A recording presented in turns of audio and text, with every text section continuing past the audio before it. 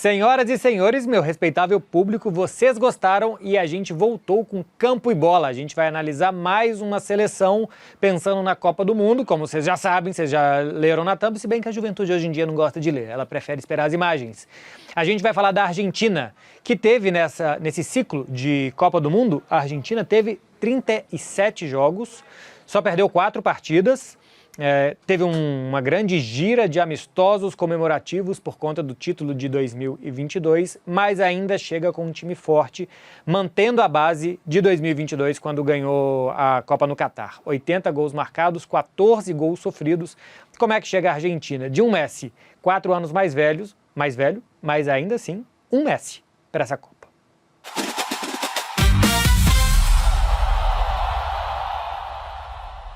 Seguinte, minha gente, a Argentina chega para a Copa do Mundo com uma boa base que ela utilizou em 2022, Emi Martínez é o mesmo, Molina é o mesmo, Otamendi, Cuti Romero, Tagliafico, é basicamente a mesma defesa que a gente teve em 2022, Paredes, McAllister e Enzo Fernandes também estavam lá, a gente tinha um pouco mais de protagonismo, ou bastante mais protagonismo para o Rodrigo De Paul, ainda assim o Paredes era um fixo desse time, tinha Messi, tinha Julián Álvares, o que muda é a ausência do Di Maria, que era um jogador muito importante, e alguns jogadores como o Acunha, que ainda estará na convocação do Lionel Scaloni, perdeu um pouco de espaço. É um time que tem alguma renovação, que tem Nico Paz, tem bastante Ono, tem Nico Gonçalves, tem Gil Simeone, tem alguns jogadores importantes de chegada da Argentina, mas tem basicamente a consolidação de um trabalho. É verdade também com um time 4 anos envelhecido, Messi quase com 40 anos, Otamendi quase com 40 anos, eu acho que isso é para gerar alguma preocupação, porque o seu principal jogador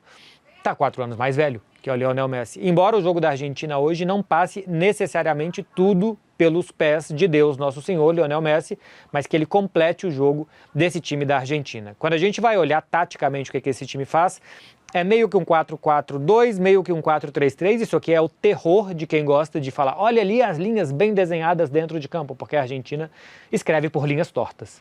A Argentina não tem um desenho normal de um 4-3-3, que seria isso daqui, que todo mundo adora ver quando gosta de um 4-3-3, 2 pontas bem abertos, um 9 lá na frente, ou que monta um 4-4-2. Fazendo isso daqui, a Argentina não faz nenhuma coisa nem outra. A Argentina tem um esquema de muita gente por dentro, muita gente para combinar com o Messi por dentro, o Almada, que pode ser também o Nico Gonçalves, que pode ser o Gil Simeone, que pode ser até o Nico Paz, embora o Nico Paz seja mais um jogador de jogar nessa posição aqui do Enzo, seja um jogador mais centralizado, mas é um ponta pelo lado esquerdo que usa a Argentina, não usa pelo lado direito, porque aquele lado, o lado direito é um lado mais de construir, é um lado mais de tocar, e o lado esquerdo é um lado mais de correr. Por isso tem por ali um ponta que o Almada, do Atlético de Madrid, deve ser o jogador mais utilizado pelo Scaloni. Então vamos lá, meu povo, o que quer fazer a Argentina? Começar montando basicamente o que ela quer fazer com a bola nos pés, né? A melhor coisa que a Argentina pode fazer é quanto mais ela colocar o Messi em jogo, melhor, né? Quanto mais o melhor jogador jogar, quanto mais o Messi estiver perto do gol adversário, conectando com seus companheiros, melhor para ela. Por isso a Argentina tem gente que o ajude do lado do campo, normalmente o meio-campista que joga do lado do Messi é um pouco de soldado, embora todos aqui na Argentina sejam ainda os soldados do Messi, mas esse cara perto dele, que na última Copa foi o Rodrigo De Paul, mas que é um meio-campista muito móvel, quem não se mexe muito é o 5, que é um meio-campista de saída de bola. Quem acompanhou recentemente o Boca na Libertadores contra o Cruzeiro viu um grande jogo do Paredes, ele tem a saída de bola, um passe de 3 dedos inclusive para sair jogando, o lado externo do pé que é muito bom. É um meio-campista mais construtor por aqui, 2 zagueiros que também têm uma saída de bola correta e 2 laterais que são longe de ser laterais muito fortes fisicamente, muito potentes para fazer ida e volta, mas que dão um bom suporte. Mais pelo lado do campo, a gente tem muito esse conceito hoje em dia do lateral construtor, né, que joga mais aqui por dentro, se juntando como meio-campista. Não é o que a Argentina faz, laterais muito por fora para ajudar a criar linhas de passe. E no meio, esse jogador perto do Messi, como é o McAllister, por exemplo, ele tem que normalmente fazer uma área grande de campo, o tal do box to box, né? Ele vai quase que de uma grande área até a outra, Ele faz isso, o McAllister tem condição física e técnica para fazer isso, é um jogador muito inteligente também. A questão do McAllister é só técnica, ele não vive uma grande fase técnica no Liverpool, é um desses jogadores do Liverpool que não conseguiu fazer uma super temporada. O jogador do outro lado do campo, esse outro meio-campista aqui, como o Enzo, ele tem quase que mais um papel de ficar por aqui. Vou até colocar o time adversário para a gente ter como referência também. Ele tem um papel de ficar por aqui para circular a bola da esquerda para a direita e ser mais um jogador para se juntar a muitos jogadores perto do Messi. A Argentina joga muito pertinho com seus jogadores, perto do Messi para fazer passes. O centroavante da Argentina sempre tem que oferecer condição de passe curto, de passe em profundidade, de recuar um pouco mais para armar, de ficar também entre os zagueiros. Tanto o Julián Álvares como se jogar também o Lautaro Martínez, e eu acho a temporada do Lautaro melhor que a do Julián Álvares, apesar de não ter feito uma grande Liga dos Campeões à Inter, mas o Julián Álvares termina a temporada com 20 gols, 5 de pênalti, não é uma baita temporada do Julián Álvares, embora tenha melhorado um pouco mais na parte final.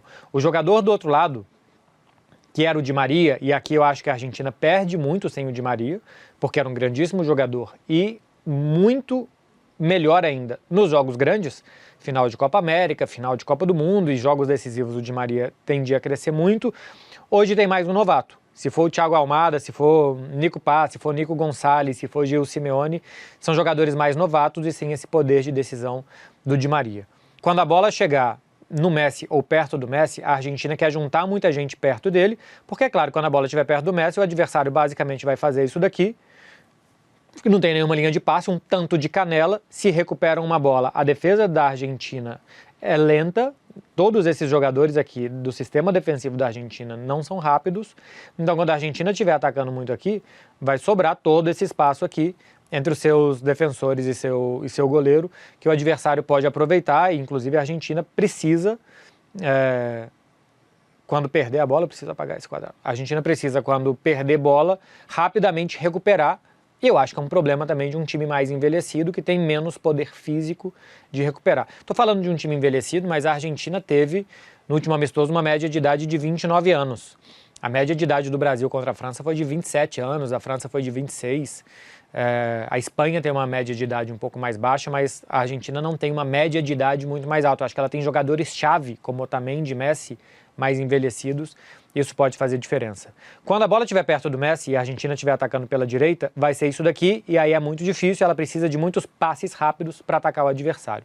Mas o que a Argentina pode fazer é girar a bola para o outro lado, que a bola chegue no Almada, no Enzo, no Tagliafico por ali, e aí o adversário tem que fazer, como vocês comentaristas gostam de dizer, balançar para o outro lado, né? Precisa ir para o outro lado para marcar o adversário. E nessa daqui, o Messi se posiciona numa zona como essa daqui, que ele vai ter um pouco mais de espaço aqui quando essa bola girar, e aí a Argentina tem ótimos meio-campistas para fazer a bola girar, para que ela chegue até o Messi. E quando a bola chegar no Messi, nesse setor que eu mostrei, até que o adversário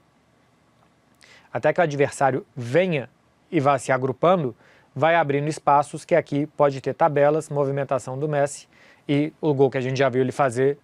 Eu ia falar 300 vezes, parecendo um exagero, mas se bobear, mais ou menos 300 gols assim, né? Que ele vai rapidamente tocando para jogadores, não tem mais condição de driblar, de toda hora passar dos adversários. Aquela arrancada que ele tem na semifinal contra o Gvardiol, por exemplo, se a gente for ver, é uma arrancada que ele vai mudando de ritmo várias vezes, porque se ele colocar na frente, ele não vai muitas vezes ganhar do seu adversário. Então ele vai colocando na frente e temporizando a jogada até ele conseguir levar vantagem perto do gol. E o que ele faz muito ainda são as tabelas, então ele precisa de muitos jogadores de apoio, então ele precisa de muita gente perto dele para jogar, e é nisso, mais uma vez, que a Argentina vai se basear. Se não tiver o Messi, se tiver algum outro jogador, troca pra gente o Messi pelo Nico Paz, por exemplo. Se não tiver o Messi, eu acho que a gente pode pensar, pô, mas como assim não vai ter o Messi? Eu acho que não vai ter o Messi todos os minutos, como sempre a gente viu. Cara de 38, 39 anos, um torneio de 8 jogos em 45 dias. Se a Argentina for avançando, é normal que o Messi não comece todas as partidas ou que não termine, que ele seja poupado muitas vezes. Muda um pouquinho, porque o Nico Paz não é o Messi, se for outro jogador não é o Messi também, e aí você deve ter um pouco mais de 2 jogadores aqui e tentar abrir um pouco mais de espaço pelos lados do campo, com Enzo, com Nico, com Almada, ficando quase com um 4-2-3-1 um pouquinho mais definido, com jogadores um pouco mais longe, sem buscar tanto esse passe curto como é com o Messi. O Nico Paz, no seu time, no Como, ele joga numa posição mais centralizada, e aí aqui você pode ter mais trocas de sair, por exemplo, Paredes para entrar o Rodrigo De Paul, e aí você muda um pouquinho o perfil do seu meio campo. Por que o De Paul, que é um desses grandíssimos soldados do Messi, não começa, seria um 4-3-3 um pouco mais assim, com 5 e 2 meias? Por que o Rodrigo De Paul não começa a maioria das partidas e sim começa com McAllister e Enzo Fernandes? A gente vê aqui o De Paul, que vai ser um jogador importante, mas que não começa sempre.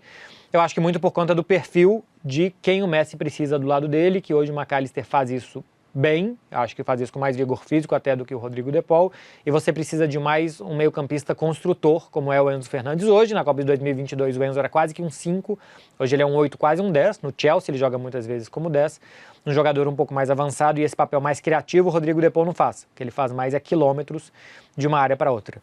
Para se defender, a Argentina, quando tiver que se defender alta assim, porque ela ataca muito tempo, a Argentina teve nas eliminatórias uma posse de bola de quase 65%, quer dizer que normalmente ela está atacando, quem está atacando normalmente está no campo de ataque.